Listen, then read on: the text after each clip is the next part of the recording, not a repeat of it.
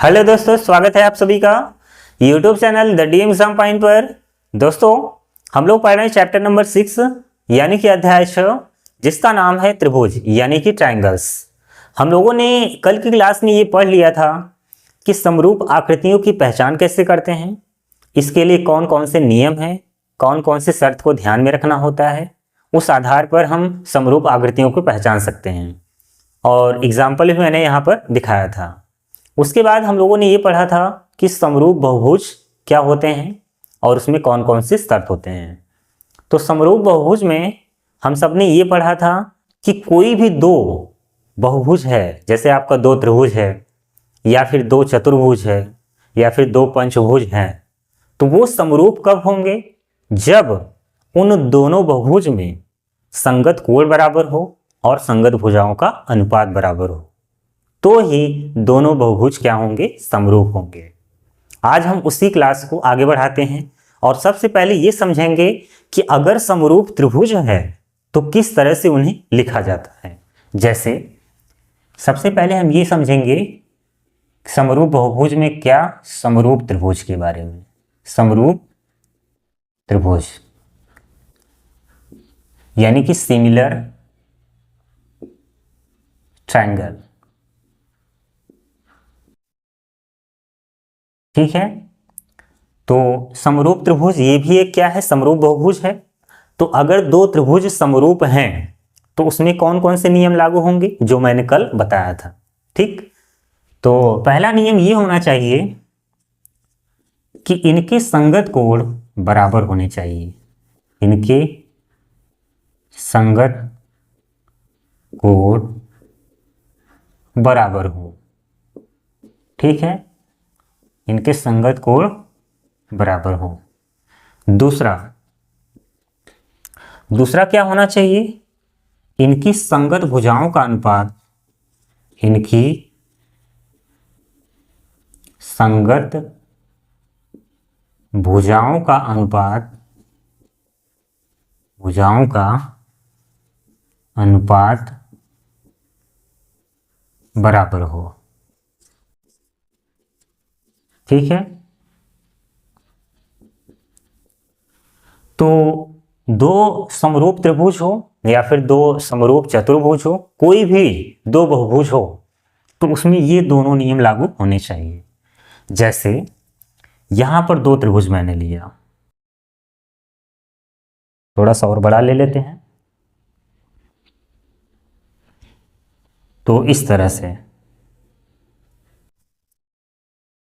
एक त्रिभुज ये हो गया। मान के चलिए कि इस त्रिभुज का नाम है ए बी सी, ठीक है। और एक त्रिभुज और ले लेते हैं,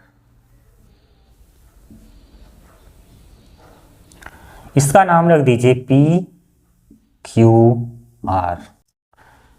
तो यहां पर इनके संगत कोण क्या होने चाहिए? बराबर। अगर ये समरूप है तो इनके संगत कोण क्या होने चाहिए? बराबर।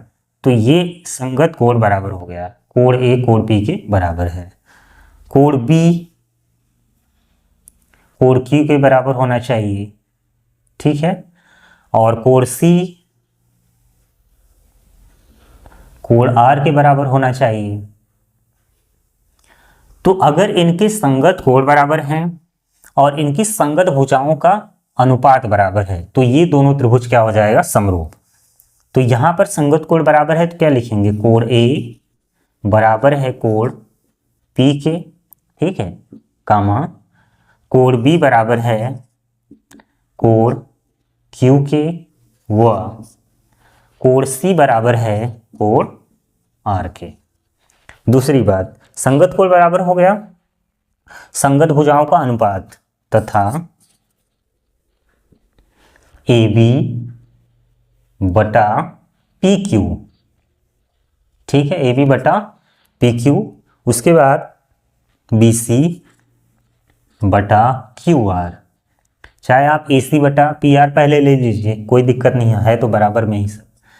ए सी बटा पी आर, इसको आप यहाँ ले सकते थे, कोई दिक्कत नहीं है।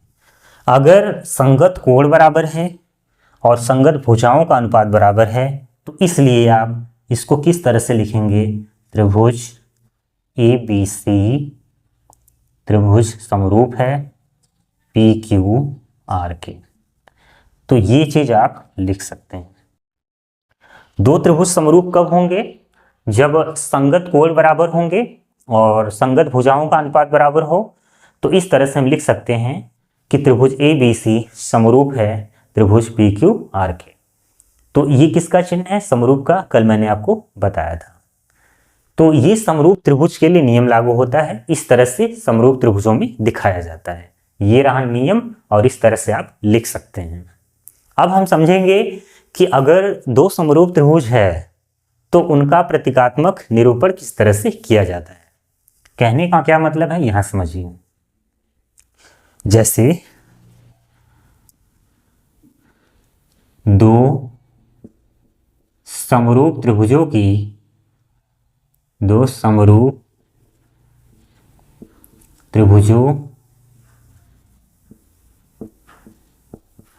या फिर ऐसे लिख लीजिए, दो समरूप त्रिभुजों का प्रतीकात्मक निरूपण। ठीक है, दो समरूप त्रिभुजों का प्रतीकात्मक निरूपण, यानी कि अगर दो त्रिभुज समरूप हैं तो उनको प्रतीक के रूप में कैसे लिखें। अभी तो आपने देखा कि प्रतीक के रूप में ऐसे लिखते हैं। ये तो ठीक है, इसमें क्या सावधानियां होनी चाहिए इस बात को हम समझेंगे। आप जैसे अगर दो त्रिभुज समरूप है, जैसे मान लीजिए यहां पर मैंने दो त्रिभुज बनाया। मान लीजिए ये क्या है, पी क्यू आर है और एक छोटा हो गया, मान लीजिए एक छोटा सा त्रिभुज, इसका नाम क्या रख दें? चलिए मान लेते हैं कि ये है डी ई एफ, कुछ भी हो सकता है, तो मैंने ये मान लिया। और ये दोनों त्रिभुज क्या है, समरूप हैं। तो P जो है कोण D के क्या होगा, बराबर कोण Q कोण E के बराबर हो जाएगा, कोण R कोण F के बराबर हो जाएगा। तो दोनों त्रिभुज क्या है, समरूप। अगर दोनों त्रिभुज समरूप हैं तो इनको प्रतीक के रूप में किस तरह से लिखेंगे आप कि त्रिभुज P Q R समरूप त्रिभुज D E F। ठीक है, अगर संगत कोण बराबर है, यानी कि कोण P बराबर है कोण D के, कोण Q बराबर है कोण E के, कोण R बराबर है कोण F के, और संगत भुजाओं का अनुपात बराबर है, तो आप इस तरह से लिखते हैं जैसे मैंने यहां पर बताया है। तो ये तो प्रतीकात्मक निरूपण क्या है, सही है, और लिखना इसी तरह से ही चाहिए। लेकिन आपसे गलती क्या हो सकती है, जैसे आपने यहां पर लिखा त्रिभुज P Q R समरूप है त्रिभुज E F D, और ये तरीका क्या है, बिल्कुल गलत। किस तरह से गलत हो गया?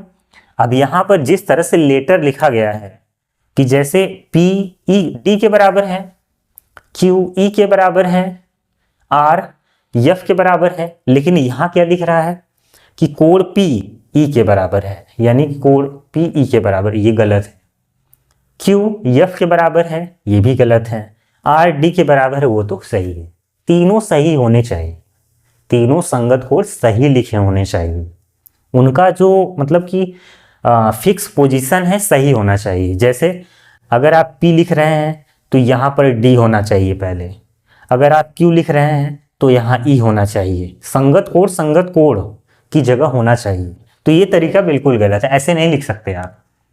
और क्या नहीं लिख सकते हैं, त्रिभुज P Q R है समरूप है त्रिभुज, आप यहाँ ऐसे F E D भी नहीं लिख सकते, ये भी तरीका क्या है, गलत। ऐसे भी नहीं लिख सकते हैं आप। ऐसा नहीं है कि केवल इधर ही गलती हो सकती है, गलती आपसे इधर भी हो सकती है। जैसे आप D E F लिखे हैं तो यहाँ Q P R लिख दें तो भी गलती ही हो जाएगा। D E F लिखे हैं तो R Q P लिख दें तो संगत कोण के बराबर तब नहीं रह जाएगा। और जब भी लिखा जाता है तो सही ढंग से लिखा जाता है। सही ढंग क्या है, P Q R समरूप D E F। या फिर आप इसको ऐसे लिख सकते थे कि Q R P त्रिभुज क्यू आर पी समरूप है त्रिभुज ई एफ डी। ये सही तरीका है, ई एफ डी ऐसे आप लिख सकते हैं। देखिए क्यू ई के बराबर है, ठीक है, आर एफ के बराबर है, सही है, पी डी के बराबर है, सही है, आप ऐसे लिख सकते हैं।